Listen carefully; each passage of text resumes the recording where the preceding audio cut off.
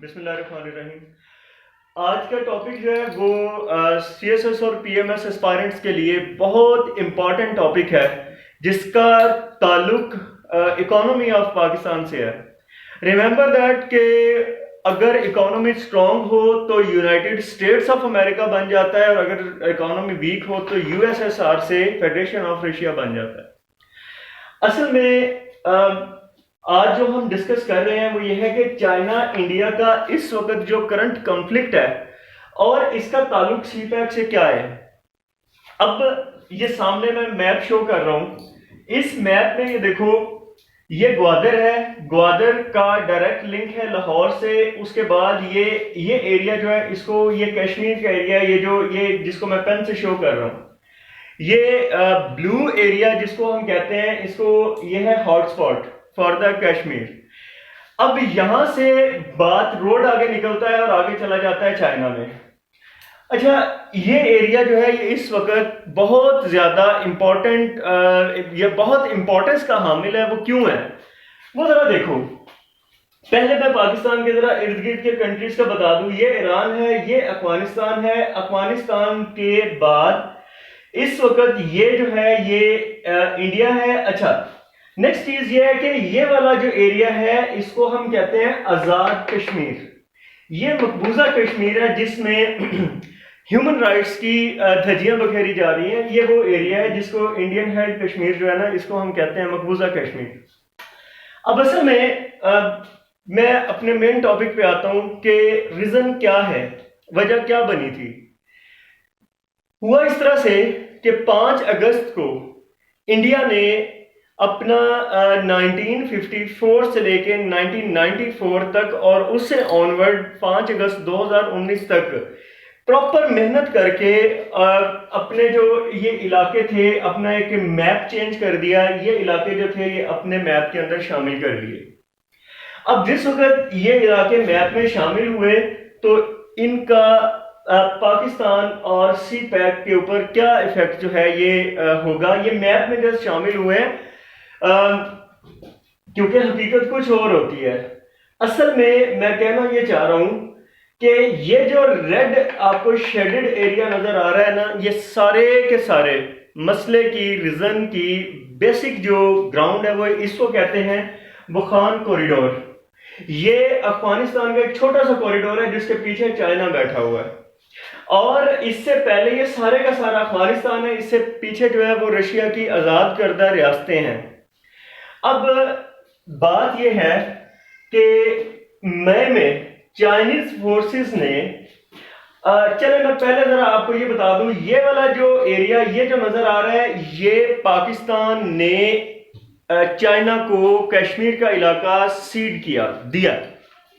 اس کے بعد یہ جو آپ کو بلیک سپاٹ نظر آ رہا ہے یہ سیاچن ہے، یہ سارا اب پاکستان کی ایڈمنسٹریڈ ہے۔ یہ جو ایریا ہے یہاں پہ چائنا نے ایڈوانسمنٹ کی، اور چائنا کی ایڈوانسمنٹ کے بعد جو ہے اس ایریا کے اوپر، اس ایریا پہ جو ہے وہ اس وقت چائنا کا قبضہ ہے۔ اب بات یہ تھی کہ مئی میں چائنا نے ان علاقوں کے اوپر بہت زیادہ ڈگنگ کی۔ تو اس کا فرسٹ پوائنٹ جو ہے وہ یہ ہے کہ ان میں Chinese forces dug the trench and moved heavy equipments, یہ اس کا پہلا پوائنٹ ہے۔ اس کے بعد سیکنڈ پوائنٹ اس کا یہ ہے کہ انڈین روڈ جو تھا، جو کہ ایک انڈین روڈ ہائی آلٹیٹیوڈ کو ملتا ہے، وہ ذرا غور سے سنیے گا۔ ہائی آلٹیٹیوڈ کا مطلب ایک بہت اونچی پہاڑی ہے جس کے اوپر انڈیا نے اپنا ایک طیارے کی ایک بیس بنائی ہے۔ جو بیس بنائی ہے نا، یہ روڈ ملتا ہے جس کے اوپر چائنا کو ریزرویشنز ہیں۔ ریزرویشنز اس لیے ہیں کیونکہ یہ دیکھیں، یہ سی پیک روڈ سامنے نکل رہا ہے، اور اس کے بعد آپ یہ دیکھو کہ یہ جو گلوان اور پینگونگ کا علاقہ جو ہے، یہ چائنا نے اس کے اوپر ایسا کیوں کیا؟ یہ علاقہ لداخ سے ملتا تھا۔ تو انڈیا اور چائنا کی جو اس وقت بارڈر لائن ہے یا سرحد ہے وہ 3440 کلومیٹرز وہاں پہ ہے۔ اور آپ کو یہ بتا دوں کہ انڈیا اور چائنا کے بارڈر کو کہا جاتا ہے لائن آف ایکچوئل کنٹرول، ٹھیک ہے۔ تو اس میں یہ جو علاقے موجود ہیں یہ علاقوں کی بڑی اہمیت ہے. یہ جو میں نے 2 علاقے نیچے لکھے ہیں.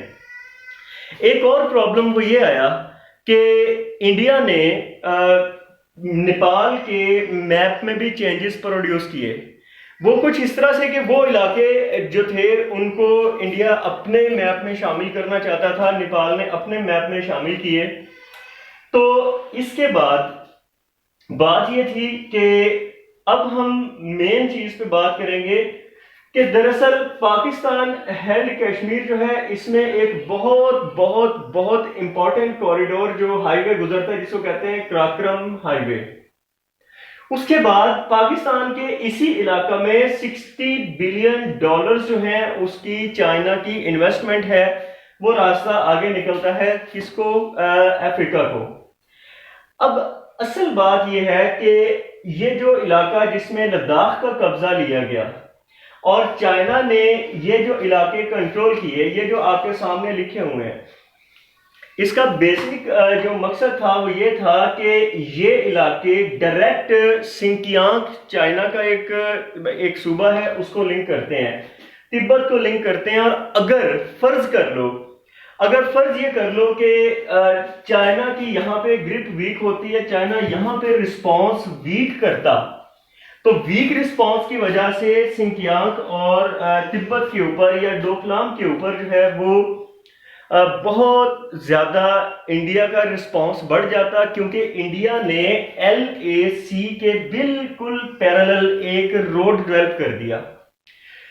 یہ جو روڈ ڈیولپ کیا اس میں وہ آہستہ آہستہ پاپولیشن یعنی آبادی کو چینج کرنا چاہ رہا ہے, اور آبادی کا تناسب بڑھانے سے یہ علاقوں میں ابھی کیونکہ زیادہ یہ غیر آباد علاقے ہیں, اگر ان میں آبادی بڑھتی ہے تو ان میں فورسز بھی بڑھیں گی, ان میں انفراسٹرکچر ڈیولپ ہوگا.